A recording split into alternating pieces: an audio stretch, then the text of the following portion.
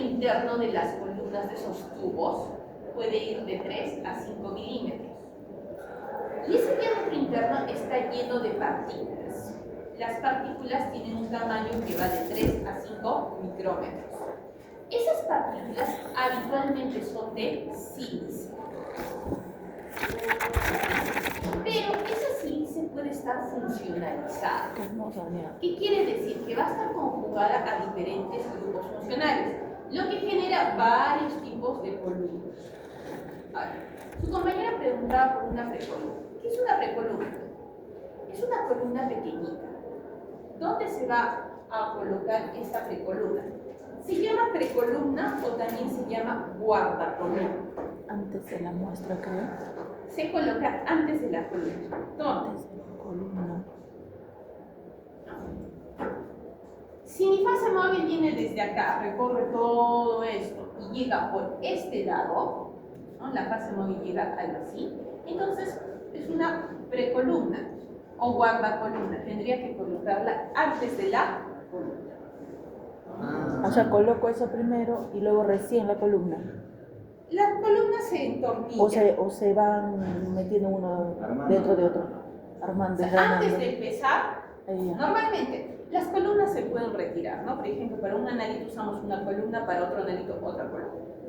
Entonces, esas columnas se pueden entornillar, ¿sí? Entonces, por ejemplo, no necesito esta columna, la retiro y coloco la otra. Cuando no voy a correr nada, coloco un volumen muerto. ¿Qué es un volumen muerto? Es una pieza de acero, ¿sí?, que permite cerrar el sistema, pero saco, retiro mis columnas para guardarlas, ¿no? Por ejemplo, me voy de vacaciones un mes, nadie va a usar el equipo, no voy a dejar una columna ahí. Retiro mi columna, la saco y coloco mi volumen muerto, que es esta pieza de acero que tiene forma de columna chiquitita y la enrosco. Entonces Pero una precolumna o una guardacolumna, entonces quiere decir que primero la voy a enroscar acá. Y después de la precolumna, enrosco la columna y el final de la columna acá. ¿Sí? ¿Por qué?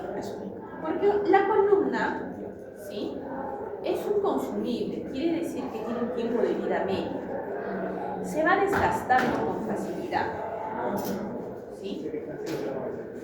¿Cómo se va a desgastar? Por ejemplo, si yo no filtro mis solventes, ¿qué pasa cuando ustedes no limpian la mesa de la casa una semana?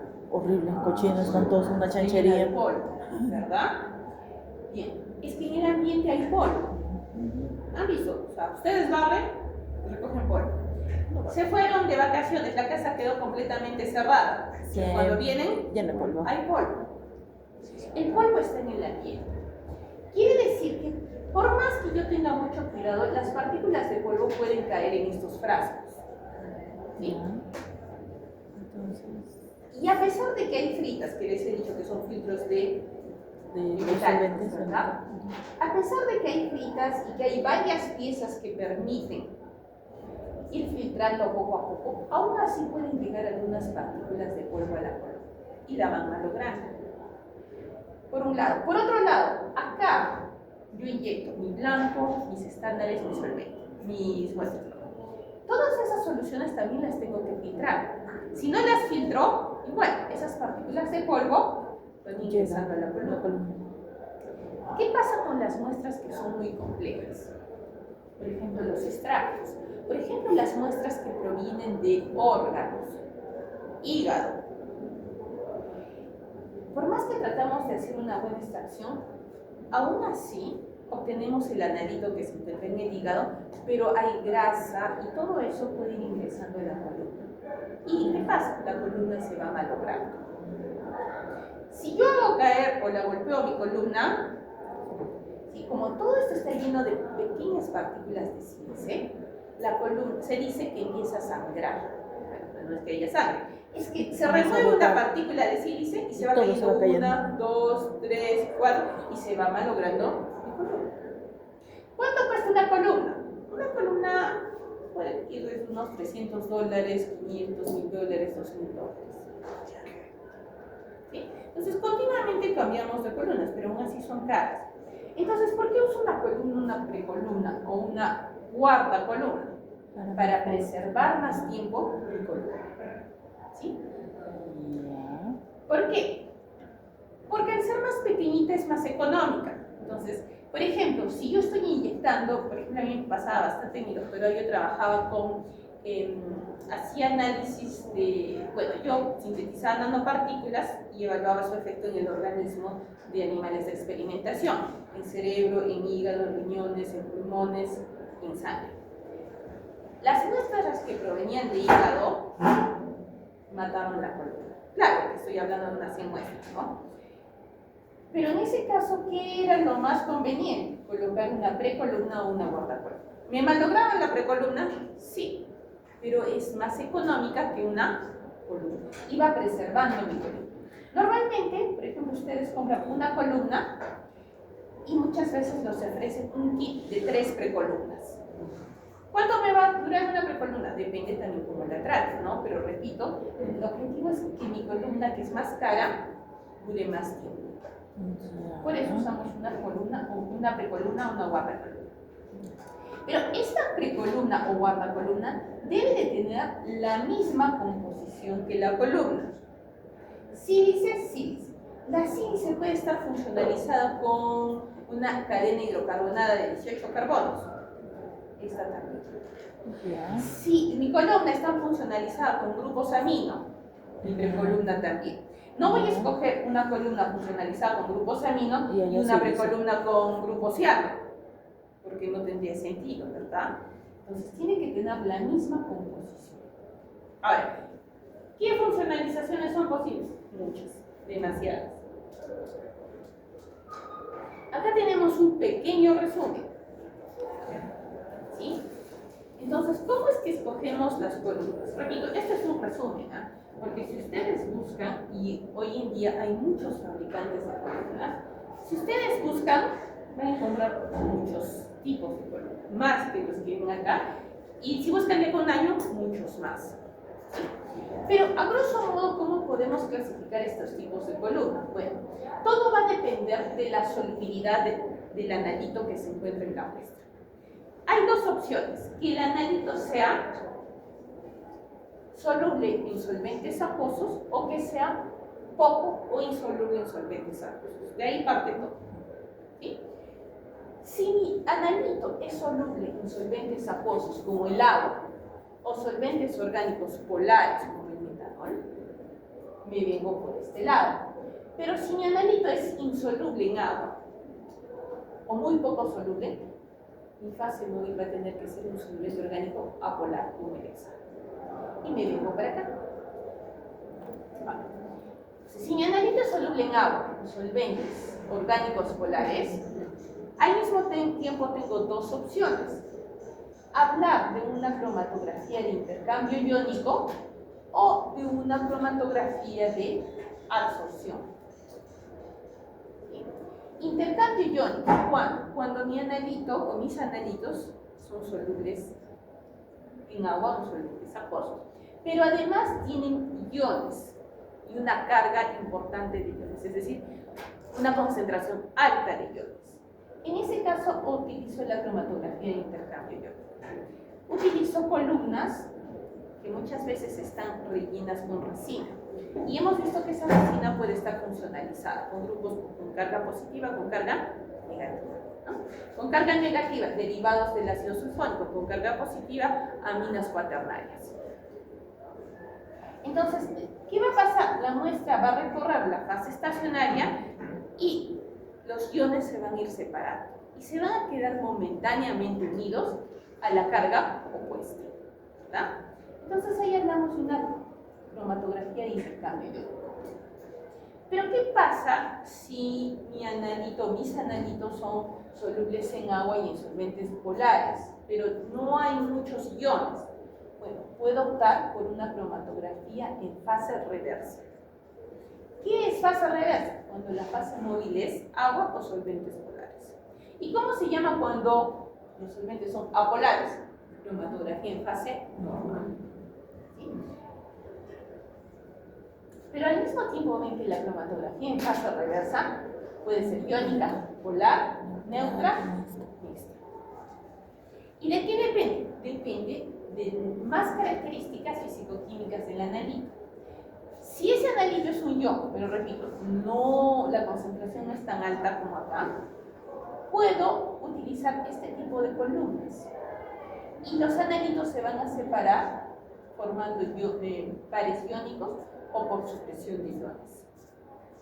¿Qué columnas puedo usar acá? Todas estas tienen sílice. Todas tienen sílice. Pero esa sílice puede estar funcionalizada. ¿Qué significa funcionalizar? Está unida a grupos funcionales.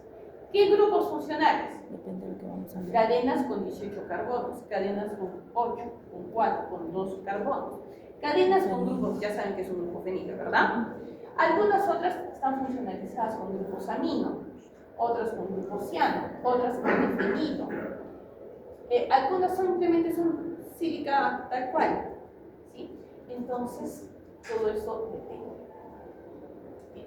Si hablamos de un mecanismo de separación por formación de pares iónicos o supresión de iones, me dicen, puede optar por todas estas columnas, por todas estas fases estacionarias. Supresión de iones. Ahora, ¿cuál específicamente? Bueno, tenemos que ver, tenemos que tratar de que si yo tengo dos moléculas en mi muestra, tratar de conocer cuáles son las características de esas moléculas, ¿no? Lo ideal es que la fase estacionaria sea opuesta, en la medida de lo posible, a la fase móvil. Si mi fase móvil es polar, tratar de escoger una fase estacionaria lo más apolar posible. ¿Sí? En este caso sería el C18, ¿verdad? Pero también tengo que ver cómo salen mis picos. Entonces, es más, ustedes cuando buscan la descripción de una columna en internet, les va a decir para qué exactamente sirve. Pero si mi molécula simplemente es polar y no tiene carga iónica alguna, al mismo tiempo puede ser un ácido débil o puede ser una base débil. Si es un ácido débil, de repente utilizo columnas funcionalizadas con cadenas de 18 carbonos. Si es una base débil, tengo estas alternativas, ¿no? Inclusive algunas funcionalizadas con macromoléculas. Si mi analito es neutro, pero al mismo tiempo puede ser muy hidrofílico, o tal vez no tan hidrofílico, un poquito hidrofóbico, tengo estas opciones. O si mi analito simplemente es un poco ligeramente ácido, ligeramente básico, anfifílico, puedo usar esto. Pero si mi analito es muy hidrofóbico, hasta ciertamente lipofílico, las vitaminas, no puedo usar como fase móvil agua ni solventes polares, tienen que ser solventes aguables. ¿Cuál es el más común? El hexano. Y hablamos, repito, de cromatografía en fase normal. ¿Qué columnas se utilizan? Muchas veces columnas simples, solamente con sílica, o funcionalizadas con estos grupos funcionales. Entonces, esta es la clasificación general de la fase. Y como les dije, si yo voy a trabajar con una columna de sílica funcionalizada con grupos bifenilo, mi precolumna debe tener la misma. ¿Sí? Hasta ahí se da la separación.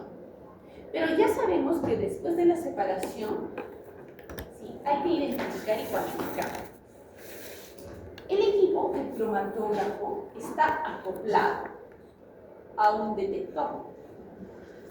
¿Qué detector o qué detectores existen? A la fecha existen todos estos. Los equipos más básicos, o los detectores más básicos, me miden absorbancia que ustedes conocen. Es lo más básico. Algunos miden fluorescencia, otros el comportamiento electroquímico, el índice de refracción, la conductividad, el peso molecular. Algunos detectan picos basados en espectroscopía en infrarrojo. Algunos la dispersión de la luz. Estos todavía no son muy comunes o no están realmente acoplados a un cromatógrafo. Y me dice, límite de detección, LOD. ¿Cuánto me permiten detectar? 10 picogramos, 10 femtogramos. Entonces un detector de fluorescencia es mucho más sensible que uno de absorbancia, porque los femtogramos están debajo de los picogramos, ¿verdad? 100 picogramos, 1 nanogramo, de picogramos a nanogramos, menos de picogramos, etc. Pero evidentemente aquí, mientras más sensible un detector, más caro es el equipo y se necesita mayor experiencia. A ver, ¿qué características debería tener un detector? Bueno, debería ser sensible, lo más sensible posible, pero también depende, ¿no? Por ejemplo, en industria farmacéutica, ¿qué utilizamos? Utilizamos detectores basados en absorbancia o en fluorescencia, no necesitamos más. En investigación, un espectrómetro de masas acoplado a un cromatógrafo. ¿Por qué? Porque necesitamos bastante sensibilidad y porque muchas veces estamos ante moléculas que no conocemos y tenemos que caracterizarlas mejor. En industria farmacéutica, al menos en control de calidad, trabajamos con las moléculas más conocidas, ¿no? Paracetamol, acetylsalicil, colchicina, nifedipina, todos los fármacos que son comercializados. Y si son comercializados, están ya muy bien caracterizados, ¿no? Entonces, no es necesario comprar un espectrómetro de masas. Pero cuando no conocemos las moléculas y recién las estamos caracterizando, ahí sí necesitamos un detector que sea más sensible y que me dé mayor información. Entonces, el equipo debe ser lo suficientemente sensible para lo que yo voy a realizar. Debe de generar una respuesta estable y reproducible, y esa respuesta debe ser lineal, porque siempre voy a buscar obtener una curva de calibración. El tiempo de respuesta debe ser corto y dependiente del flujo, ¿sí? Y del volumen de solución, de blanco, estándares, muestras que se inyectan. Debe ser confiable, fácil de utilizar. Dice, debe ser a prueba de errores cometidos por operadores inexpertos. En realidad los equipos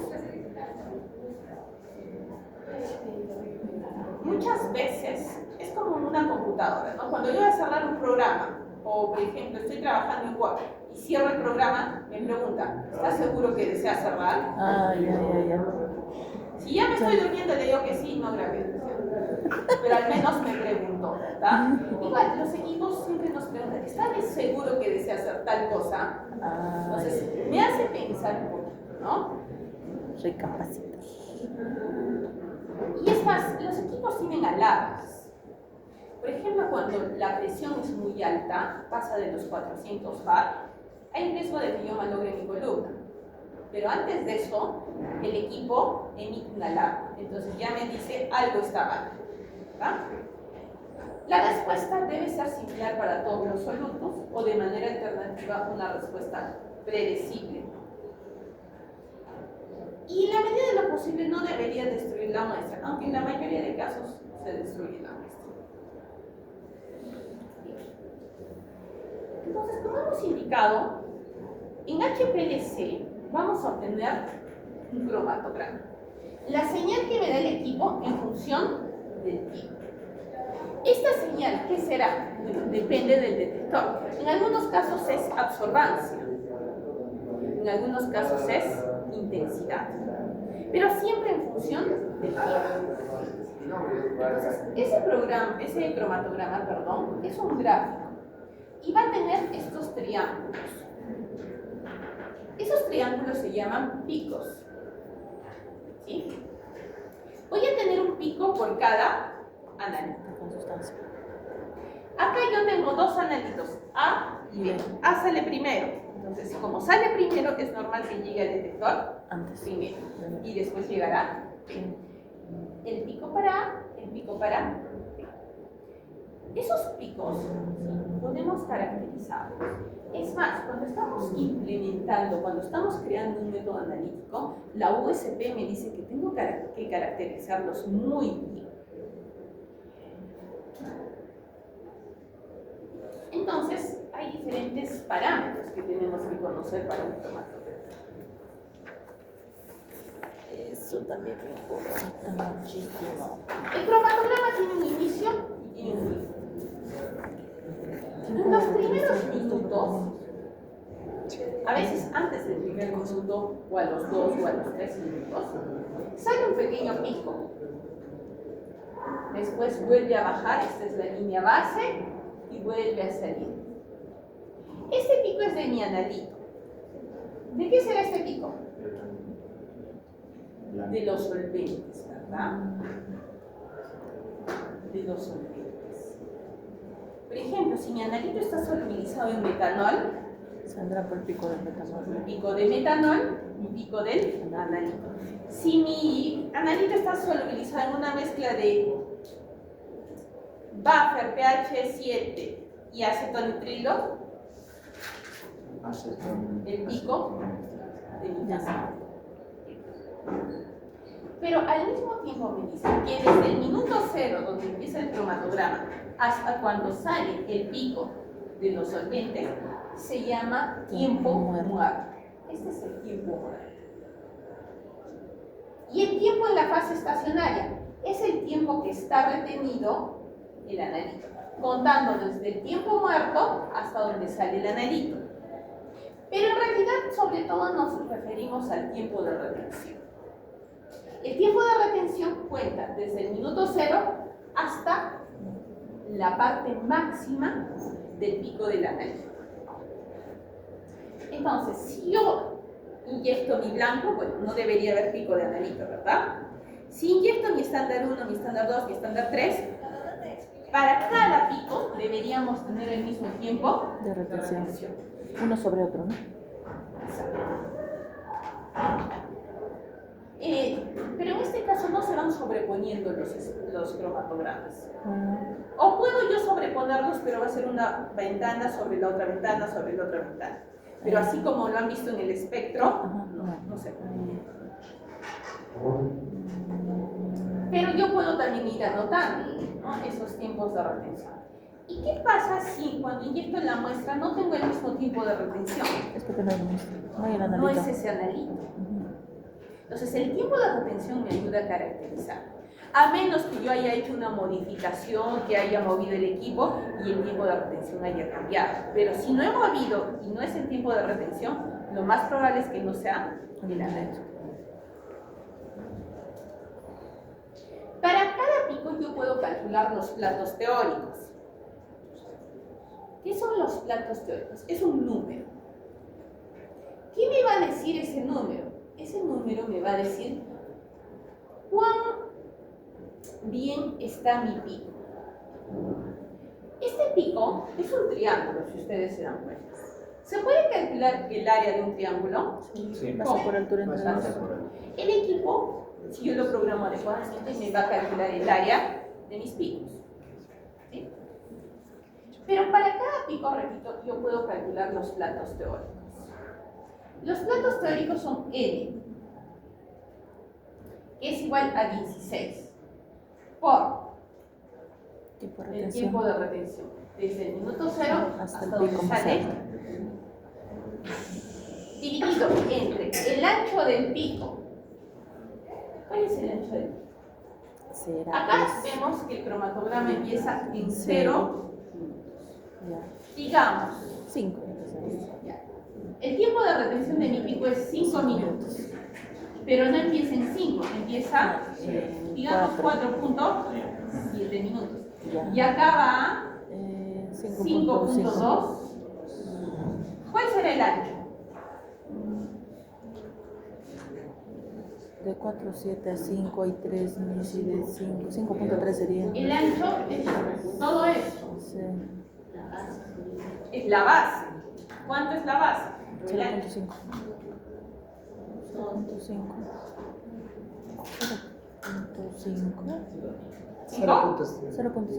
0.5. ¿Y de dónde viene 0.5? Restamos 5.2. 5.2 menos 4.7, 0.6. El tiempo de retención entre el ancho del pico en la base, todo esto elevado al cuadrado y multiplicado por 16 me da N, que son los platos teóricos. ¿Y esto es normal para un pico? ¿Cuántos platos teóricos debería tener? En realidad, eso depende de cada columna, ¿no? Cada columna viene con un certificado y me dice, los platos teóricos para los picos en un inicio son 10.000. Pero conforme yo voy usando la columna, los platos teóricos van disminuyendo. ¿Sí? Normalmente, cuando están por debajo de 2.000 los platos teóricos, la columna ya está bastante gastada. ¿Sí?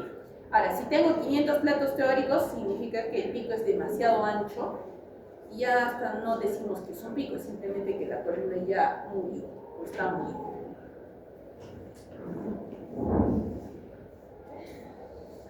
También hay ocasiones en las que tenemos más de un pico. Evidentemente que es cuando yo tengo varias moléculas en la muestra. Hemos dicho que debería tener un pico por cada molécula que separa, ¿sí? Pero esos picos deben de estar bien separados. Esa separación toma el nombre de resolución. Cuando la resolución es de 1.5, se considera que los picos están bien separados. Que voy a poder medir el ancho de este pico, es decir, en la base y también de este pico. Pero cuando la resolución es inferior a 1.5, los picos están muy juntos. Por ejemplo, acá me dicen, tiene una resolución de 1. Claramente veo que uno le está robando base al otro, ¿verdad? Porque este debería acabar acá y este debería acabar acá. Entonces, esta pequeña área, ¿para quién la cuento? ¿Para A o para B? Ay, para... Es que no puedo saber exactamente dónde acaba A y dónde empieza B. Claro. Entonces, ahí tengo un error. Y si mi resolución es más pequeña todavía, 0.75 es peor. Entonces, ahí el error es demasiado grande. Por eso les dije el otro día, ¿no? Muchas veces trabajamos con fase móvil en gradiente para separar correctamente los picos, ¿sí? Entonces hay que tener cuidado. Ahora, ¿cómo calculo la resolución? La resolución es el número 1.51075, ¿sí? Es igual a 2 multiplicado por el tiempo de retención de T, es decir, del segundo analito, menos el tiempo de retención del primer analito, dividido entre el ancho del primer pico más el ancho del segundo. Repito, cuando este número es 1.5 o más, mis picos están correctamente resueltos o están correctamente separados. Si es inferior a 1.5, tengo que cambiar de fase móvil y optar por una fase móvil diferente.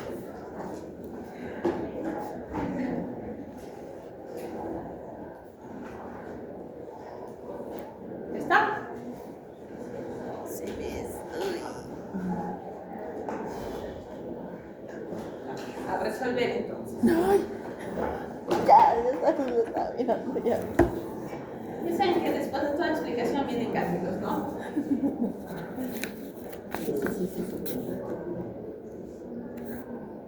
Esta semana hay unos grupos que van a hacer prácticas